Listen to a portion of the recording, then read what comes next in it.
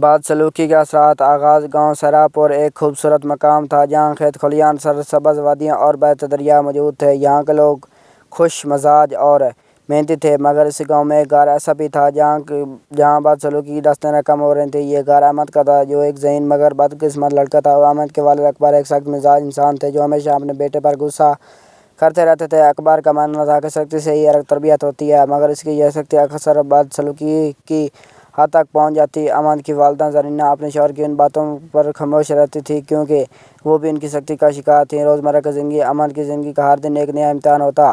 وہ صبح جلد اٹھ کر کھیتوں میں کام کرنے جاتا، پھر اسکول کی تیاری کرتا۔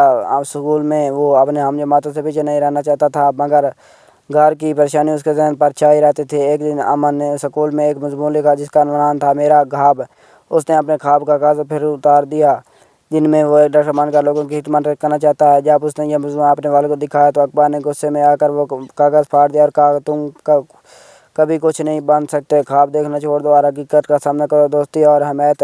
احمد کے دل میں یہ باتیں گھر کر گئی تھیں، مگر اس کی زندگی میں ایک امید کی کرن تھی۔ اس کا دوست سلمان ایک نیک دل اور مددگار لڑکا تھا جو احمد کی ہر مشکل میں اس کے ساتھ کھڑا رہتا تھا۔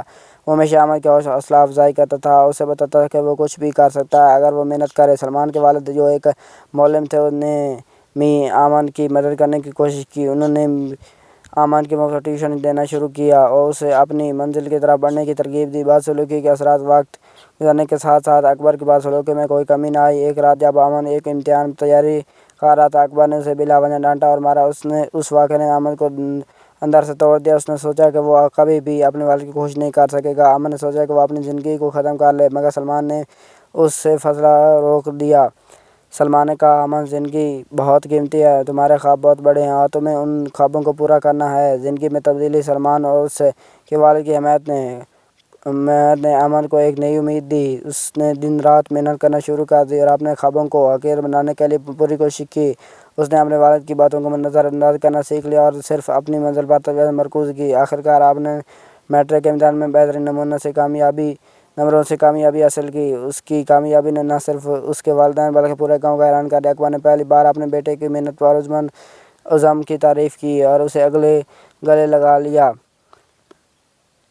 اگر ویڈیو اچھی لگی تو چینل کو سبسکرائب ضرور کرنا۔ نئے آغاز۔ احمد کی کامیابی اس نے زندگی بدل دیا۔ اس نے اپنے خوابوں کی تکمیل کے لیے شہر میں ایک بڑے کالج میں داخلہ لیا اور وہاں بھی اپنی محنت و عزم سے نمایاں کامیابی حاصل کی۔ اس نے میڈیکل کی تعلیم مکمل کی اور ایک بہترین ڈاکٹر بن گیا۔ احمد کی اس کامیابی نے اس کے والدین کی سوچ کو بھی تبدیل کر دیا۔ اکبر نے اپنی سختی اور بدسلوکی پر پچھتاوا ظاہر کیا اور احمد سے معافی مانگی۔ زرینہ نے اپنی بیٹی کی حوصلہ افزائی کرنا شروع کی۔